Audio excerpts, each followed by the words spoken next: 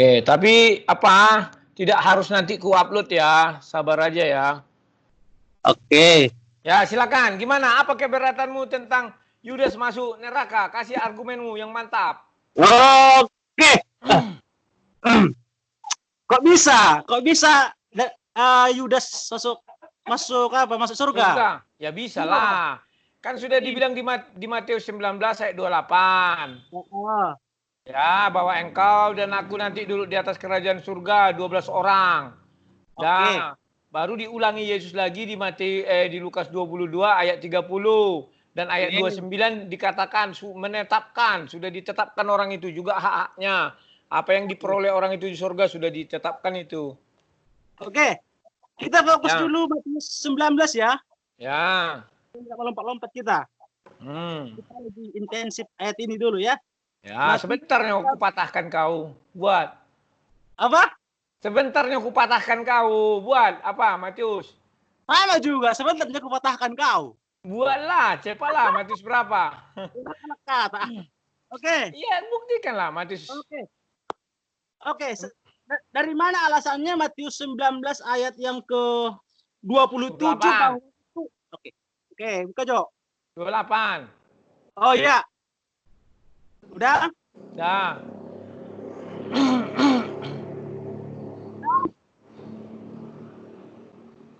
Apa? Suaramu nggak kedengaran? Ya, baca dulu Matius 19 ayat 28 itu. Aku yang baca atau kau? Aku aja ya. Dan setiap orang yang karena namaku meninggalkan rumahnya, saudara laki-laki atau saudara perempuan, bapak, ibu, anak-anak atau ladangnya akan menerima kembali. Kok jadi 29? Sorry 28. Kata Yesus kepada mereka, aku berkata kepadamu, sesungguhnya pada waktu penciptaan kembali, apabila anak manusia bersemayam di tata kemuliaannya, kamu yang telah mengikut aku akan duduk juga di atas 12 tahta untuk menghakimi ke-12 suku Israel. Terus apa? 12 tahta maksudnya itu dari mana Anda tahu bahwa itu otomatis ke-12 suku, 12 murid Yesus? Loh, dari mana? Di hadapan Yesus kan muridnya 12. Dari mana Anda tahu? Loh, ya dari ayat itu. Lihat, memang kau. Jadi menurutmu itu di hadapan orang banyak Yesus berbicara? Ya nggak bisa dipastikan 12 orang. Kok nggak bisa? Kita urut dari mulai Matius 19 ayat 1, ya kan? Nah, ayat 15, baca. Ini kan orang banyak nih, orang banyak. Matius 19 ayat 15. Lalu meletakkan tangannya di atas mereka, kemudian ia berangkat dari situ. Artinya Yesus dengan murid-murid sudah meninggalkan orang banyak kan? Oh, tafsiran dari mana? Ya, tadi kan nggak dikatakan 12 orang. Jangan langsung menafsir. Jadi menurutmu murid Yesus itu tinggal di rumahnya? Gimana sih? Enggak. Makanya gue bilang kau teologi kau apa? Tahu nggak arti murid? Dibilangnya mengikut aku. Tunggu dulu. Iya, buatlah. Dengar dulu. Bagaimana dari Matius 19 ayat 15, bagaimana argumentasi Anda langsung kuat bahwa itu dikatakan kepada murid-murid Yesus? Itu pertanyaan sederhana dulu, nanti yang lebih dalam. Matius berapa? Enggak. Maksud saya dalam Matius 19 tadi, ayat 15 itu argumentasinya kan? Itu bukan argumentasi kepada murid-murid, tapi argumentasi bahwa Yesus meninggalkan orang banyak, sehingga Yesus pergi hanya bersama muridnya. Paham nggak kau? Karena orang mengatakan ayat itu diberitahukan untuk orang banyak. Betul. Ayat 1 sampai ayat 14. Ayat 15 artinya Yesus sudah pergi meninggalkan orang itu berserta murid-muridnya. Maka di ayat 16 masuklah seorang muda. Artinya tambah satu orang. Sampai ayat 26. Oke. Nah. Saya anggap aja benar dulu. Oke, jadi ini perkataan kepada 12 murid Yesus, betul? Iya, betul. Nah, pertanyaan saya selanjutnya, yang menghakimi nanti itu Yesus apa murid-muridnya? Kalau di dalam ayat itu dikatakan, Yesus itu akan menghakimi seluruh bangsa. Tetapi khusus 12 suku Israel, itu dipercayakan kepada murid-murid Yesus. 12 murid-murid Yesus. Dan ditambah di Wahyu dibilang 24. 12 murid Yesus, 12 penetua. Tua-tua Israel. Tua-tua Israel itu siapa? Itulah anak Yakub. Yang paling tua dari Israel itu adalah anak Yakub. Itulah Israel itu, 12 suku itu. Nah, terus kau di videomu mengatakan Itu kan sudah campur-campur. Apakah bisa kau kumpulkan? Loh, gimana sih? Nanti semua dibangkitkan, itu dipisahkan menurut apanya sendiri, suku-sukunya. Masa jadi nggak percaya kekuasaan Tuhan? Yang sudah campur ya nggak diadili. Percaya kesatuan. Gini loh, saya tidak tahu apakah Anda itu fundamentalis, saya nggak tahu ajaran Anda fundamentalis. Fundamentalis, tidak ada. Aku hanya bicara Alkitab sesuai apa yang tertulis. Dengar dulu. Gini, Anda menafsir 12 murid Yesus secara literal, oke? Mana literal? Karena Yesus menjelaskan ke angka. Kalau murid 10 ada 12 tahta katanya. Itu bilangan murid Yesus. Kalau murid Yesus 10 pasti bilang Yesus 12 kursi. Masa murid Yesus 12 kursinya bisa 10, kursinya bisa 14, tak mungkin. Disesuaikan. Terus, siapa yang memilih 12 suku Israel? Siapa yang memilih? 12 suku Israel. Memilih apa? Oh, 12 suku Israel yang pilih itu siapa? Yo, Wahyu 4 ayat 4 kau baca lah, aduh. Wahyu 4 ayat 4 dikatakan bahwa tahta itu ada 24. Di tengah-tengahnya anak domba Allah duduk. Nah, bagaimana kita mendefinisikan tahta yang 24 ini? Maka kita carilah kalimat tahta di sorga. Itu hanya ada di Matius 19 ayat 28. Berarti 12 sudah dipenuhi. 12 lagi siapa? Dibilang di situ kan tua-tua Israel. Siapa yang paling tua dari bangsa Israel? Ya anak si Yakub lah, 12 suku itu. Makanya dia menghakimi keturunannya. Gimana sih? Kok misalnya gini, kok bisa Yesus yang memilih 12 murid Yesus, ya kan? Iya. Terus Allah juga yang memilih 12 suku Israel, betul? 12 suku Israel. 12 tua-tua. Loh, enggak. Kalau kita kembali kepada perjanjian lama tuh. Iya, ya, yang dihakimi itu 12 suku. Enggak ngerti kau berarti teologi, bah. Makanya kau jangan sembarangan ngomong sama aku. Enggak. Aku nggak ngerti atau kamu? Dengar dulu, maksudnya gini. Jangan nggak ngerti, semua orang nonton ini loh. Ya aku tahu. Gini loh, kan guru kau suruh Sesra itu. Enggak. Kita khusus pada ayat 28 ini udah tahu kan? 8. Ini dikatakan bahwa di sini kan dikatakan 12 murid Yesus, ya. Iya. 12 yang dihakimi 12 suku Israel. Nah, bagaimana mungkin 12 murid Yesus menghakimi 12 suku Israel? Kok bagaimana mungkin? Sudah ditetapkan Yesus, apa urusannya? Perhitungan Anda itu gini, 12 suku Israel itu bisakah Anda gini secara argumentasi? Dalam perjanjian lama dikatakan bahwa 12 suku Israel itu sudah terhilang. Konteks Israel, dengar. Ya, hilang. Israel. Kapan hilangnya? Aku tanya dulu kau, hilangnya kapan? Anggap misalnya ada tahun 1 sampai tahun 10. Hilang tahun 8. Ya yang tahun 1 sampai tahun 8 inilah dibangkitkan. Diadililah ini sebelah suku. Apa susahnya? Gimana sih? Loh, tidak bisa. Maksudnya gini loh. Yang tercampur, mereka kan sudah tercampur di situ. Yang sudah dicampur sejak tahun berapa? Sejak generasi berapa? Saya paham. Paling tidak kan. Dengar dulu. Paling tidak kan kalau memang Allah itu akan menghakimi 12 suku Israel, paling tidak boleh dong kain campur siapa saja. Artinya harus semua per suku itu, nggak per orang, nggak per pribadi lagi. 12 suku kan banyak oknum di sana. Jadi maksudmu tidak ada yang sebelum kawin campur itu tidak ada yang kawin sesama orang itu? Kan ada. Gimana sih kau? Makanya contoh, dengar dulu. Kayak kami Pak Pisoran, ya kan? Ada Huta Barat, Panggabean, Huta Galung, Tobing. Sekarang sudah kawin campur itu. Sudah. Apakah dari nenek moyangnya sudah kawin campur? Kan tidak. Ada yang tidak kawin campur. Ada Huta Galung yang kawin sama si Polan. Ada yang kawin sama si Anu. Gimana sih kau ini?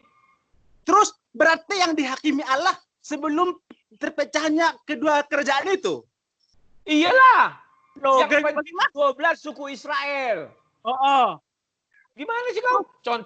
Contoh. Anaknya si Benjamin. Anaknya si Anu. Dan Tuhan masih tetap mengatakan Lewi masih ada. Bahkan di Ibrani 7 dikatakan keturunan Lewi masih ada. Kau apa? Campur mau apa? Penting Tuhan mengatakan masih ada. Ini loh, sekarang fokus dulu. Baca Wahyu 7. Kok jadi kau yang mengatur Tuhan? Wahyu 7 baca. Enggak, sekarang saya tuh bukan menyalahkan Alkitab, tapi menyalahkan argumentasi penafsiran Anda. Tunggu dulu. Penafsiran. Ya baca dari Wahyu 7. Gimana sih kau ini? Aduh. Baca. Enggak. Wahyu 7 mulai pasal yang kelima. Baca dulu Wahyu 7 pasal 5. Asa dibotoho. Ho bisa dibotoho, saru, padi ho pengen botoho tong. Oh, lo hodang dibotoho ale sok boto. Belum ho. Alasan debat. Standarku lain. Guru kau itu tidak ada apa-apanya sama aku, bukan mengejek, fakta. Kau aja nggak ada apa-apanya, nanti jangan debat emosi, debat argumentasi lah, jangan gitu. Ya Ayo. buat argumentasi kau apa? Aku jangan lihat kau, tak apa omongan kau sama aku.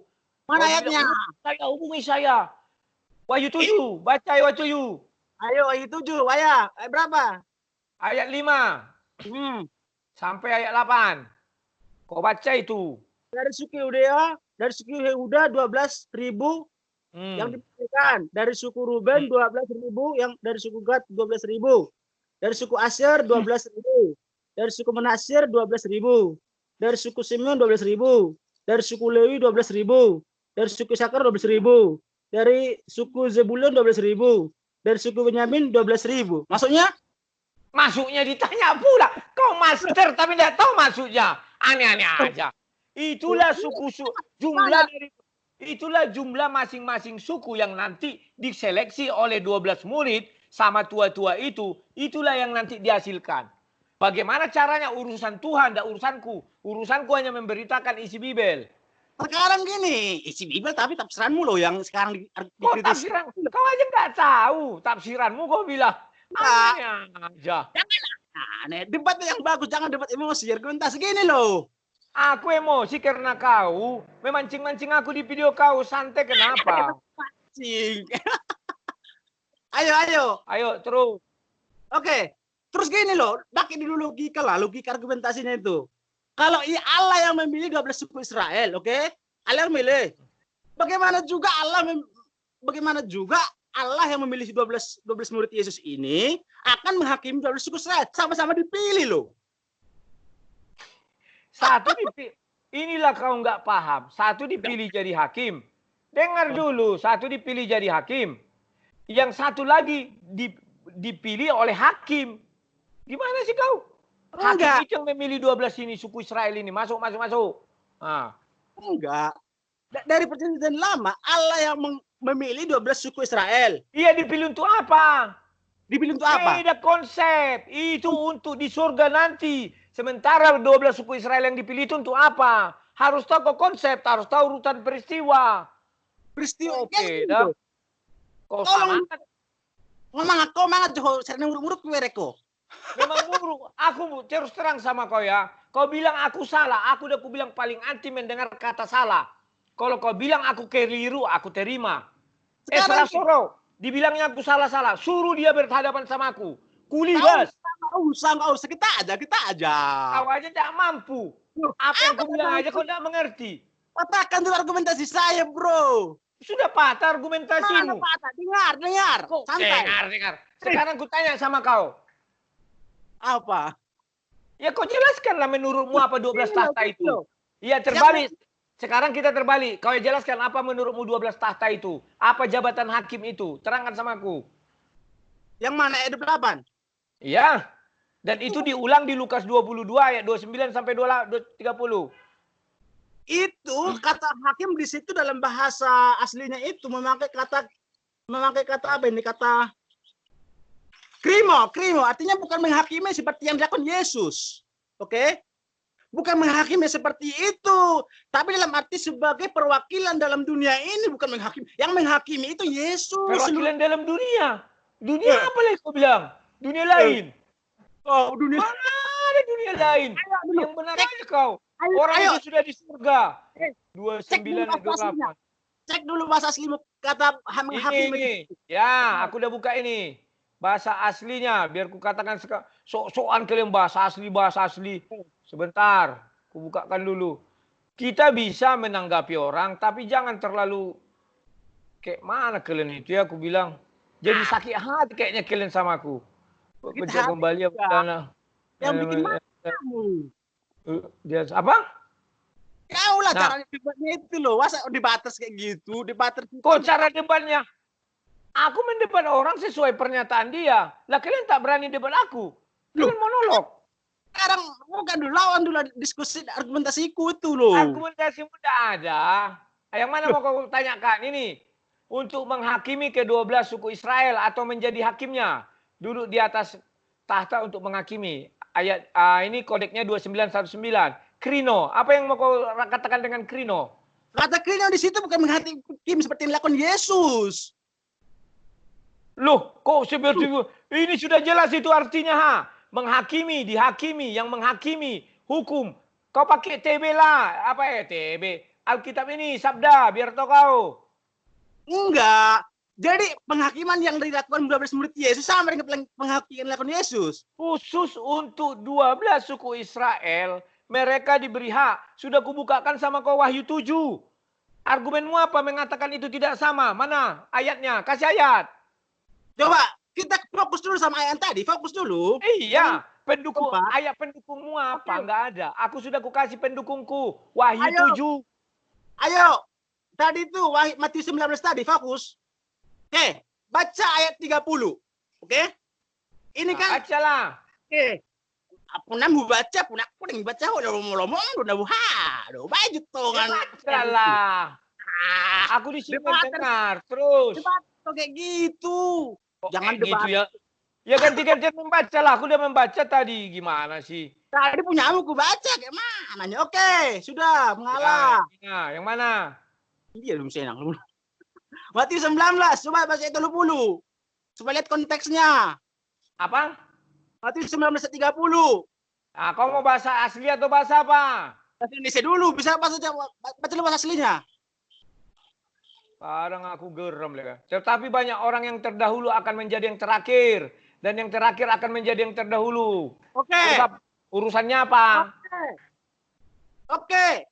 12 murid Yesus, konteksnya kan bukan murid Yesus. Kalau ini memang dilakukan, diperkatakan untuk ke-12 murid Yesus, di hadapan 12 murid Yesus. Untuk apa Yesus mengatakan ayat ini? Tetapi banyak orang yang terdahulu. Dan akan menjadi yang terakhir. Dan yang terakhir akan menjadi terdahulu. Kalau ayat 29 kau baca. Ayat 29 kau baca. Ya, itu ya kau hebat kali. Dan setiap orang yang karena namaku tinggalkan rumahnya. Saudaranya laki-laki. Iya, sudah. Bilang Yesus untuk murid-muridnya. Kan orang itu bertanya, apa upah kami mengikut kau Yesus? Dibilangkan Yesuslah kepada mereka. Lalu Petrus menjawab berkali, kami ini telah meninggalkan segala sesuatu dan mengikut engkau, katanya. Jadi apakah yang kami peroleh? Kan Petrus bertanya apa yang kami peroleh. Maka Yesus mengatakan, yang pertama kalian peroleh adalah tahta.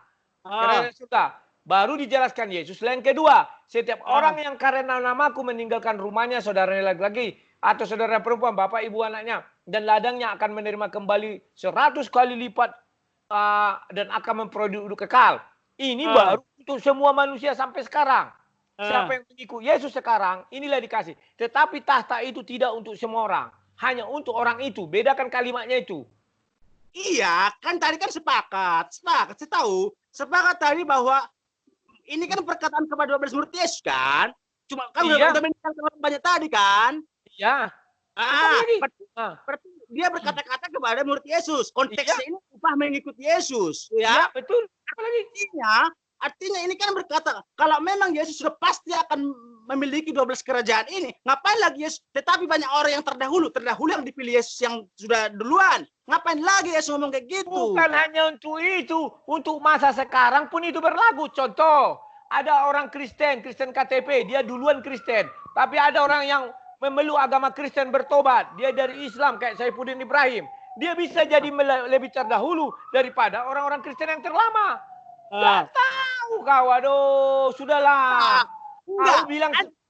Kau bilang sama si Esra Soro untuk mengajari kau dengan baik dan benar. Kau harus belajar dengan baik dan benar. Kau argumentasi. Dengar. Bicara, sedangkan bicaranya kau tidak tahu. Tahu saya Esra Soro. Saya aja dulu, kita santai-santai aja. Sudah, kita lanjutkan lain hari. Kuliah kau nggak lawan debatku. Kalah ya. Nah, kau mau bilang kalah mau apa biar penonton yang menyaksikan.